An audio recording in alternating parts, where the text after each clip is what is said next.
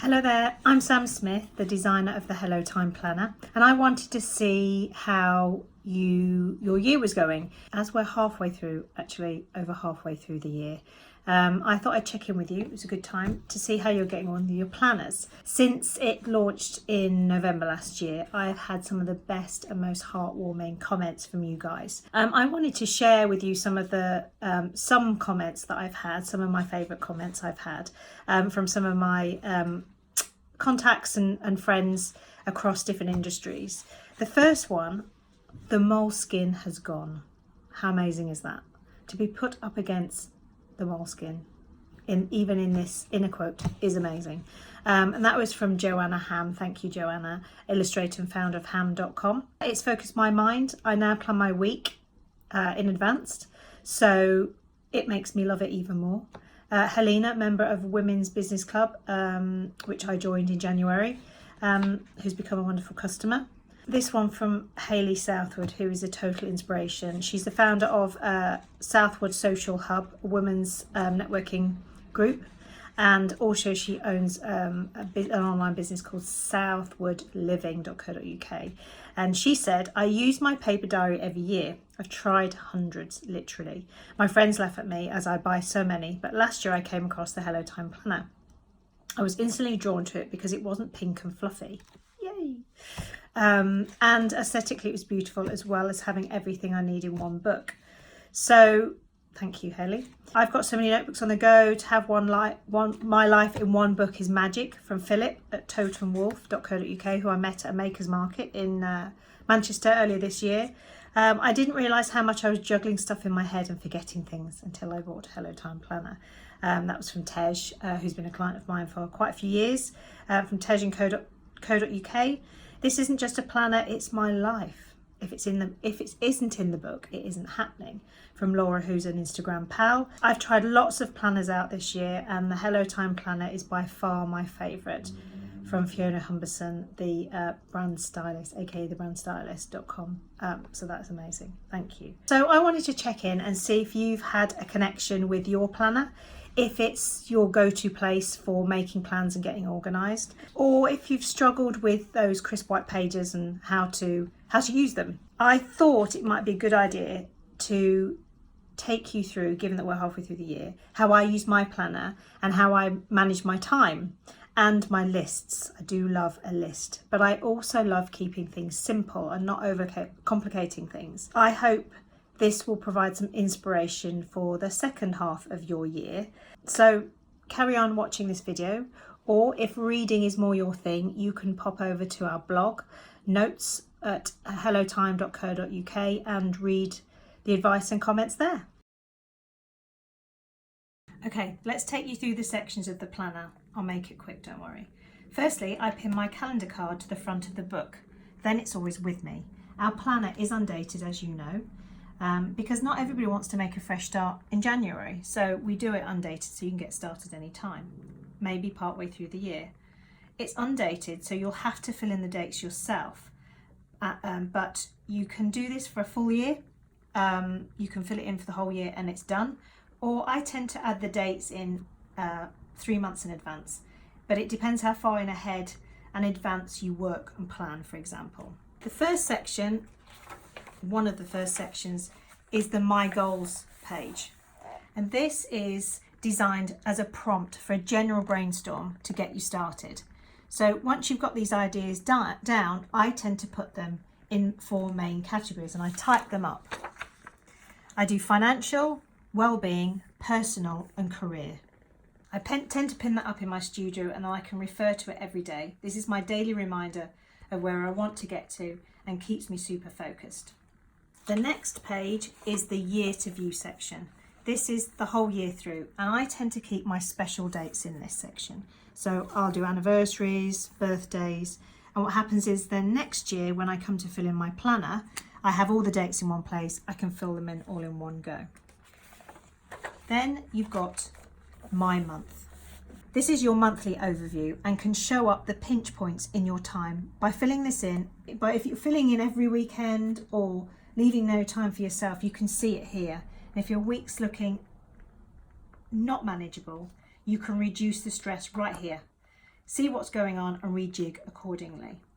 I set only 2 types of goals to keep things simple: yearly, as we've just been through, and monthly.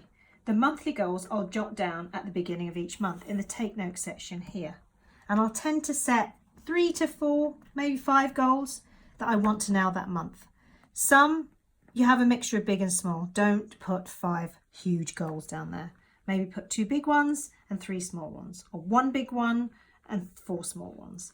Just manage it, because if you put too much down and don't get them done, you'll feel kind of upset with yourself really, and not get that sense of satisfaction. When you tick them off, the next month I tend to go back to the month, check them off, see what I've done, and if I haven't done anything, carry it through to the next month. Just don't overload your week and your time and your month. I've not been very realistic in the past of what I can achieve, and this makes you feel pretty crap because you beat yourself up when you've not got it done. So my biggest tip: be realistic with your month goals, and for that matter, the hours that you have available in the day. You can do anything, but not everything. The next section is my week spread. This is where we get into the nitty-gritty and the detail of every day. The left-hand side I use for appointments, timed calls, and highlight holidays and schedule my projects only. So I've got a scheduled project here, a new logo design. I've got a call in with Mark at 3 p.m. and a hair appointment at 6 p.m. I've got a holiday here and Ari's birthday here. That's all I put in this section. I tended to put all sorts in this section and created massive overwhelms for myself. So I keep a rule that I only put those things in this section. If I've got Ari's birthday here, I'll put a daily note up here to buy a card and send it. Therefore I don't miss his birthday and he gets his card in time. So this side, the line section, I use as my daily reminders. So things that are specific to that day. This Wednesday, my car payment goes out. I need to make sure I've got the money in the bank. And on Friday, I go on holiday and I need to call the hotel with an ETA. And then on the right-hand side, I jot down things that need to get done this week. So if I suddenly think of something, I'll jot it down there and slip it in as and when I've got time that week. That way I don't forget anything. And again, if I don't get it done and it can roll over to the following week, that's what I do.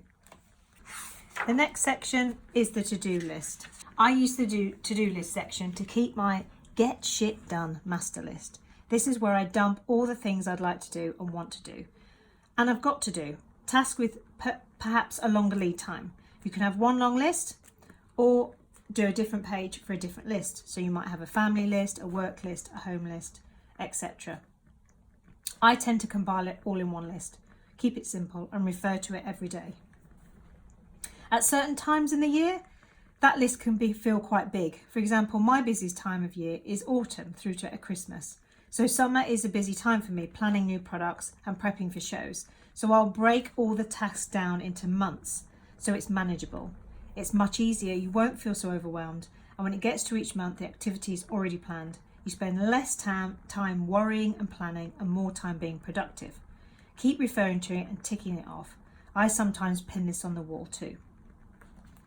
Next up is the notebook section. This section is quite big and some people I know section it off again into work, home, family, etc. I tend to start at the beginning and work my way through.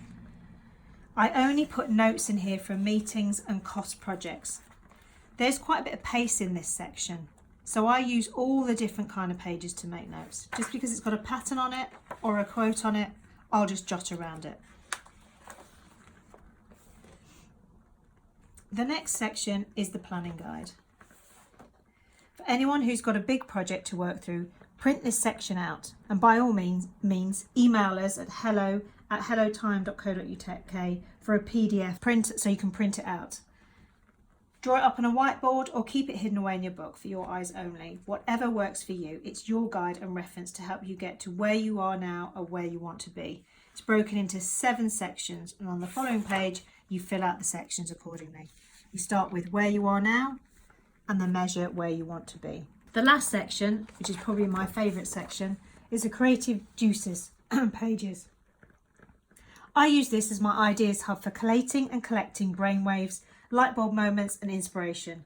Ideas you have off the cuff and need to jot them down and action later. It's easy to forget that sudden brainwave, especially as we tend to get them in the middle of the night, in the shower, or while we're doing the school run. I jot these down and gather them all in this section of my planner. If I'm stuck for a social post or have time to review some new ideas, for example, I turn the page and they are here ready to be developed. I've got Christmas packaging ideas. Don't need to do that right now, perhaps in a couple of months, but it's there so I don't forget what the idea that I had. Never forget a good idea again. Stop the thoughts from rattling around in your head until you're ready to develop it further by jotting them down in this section and keeping them together. If I've not got my planner with me, I'll tend to jot them down on my notes section of my phone and transfer it later. So, quick summary and recap. I have 2 goal lists, a yearly on the wall and a monthly on my monthly page. I have 3 to-do lists. A get shit done master list, which stays in my to-do pad section. A today's to-do list, which is on my weekly pages, and a weekly to-do list, which is always also on the same page. And an ideas list, which I keep in my creative juices section.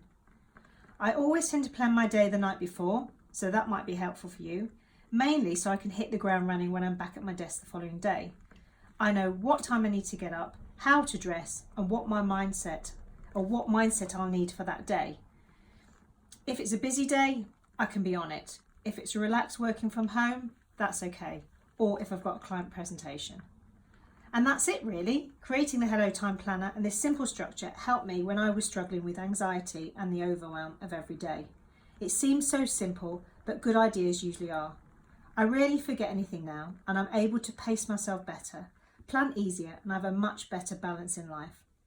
Remember, start somewhere, aim high, work really hard, be nice, make lots of changes, keep on going, dream big, shine bright. Thanks for listening. Bye.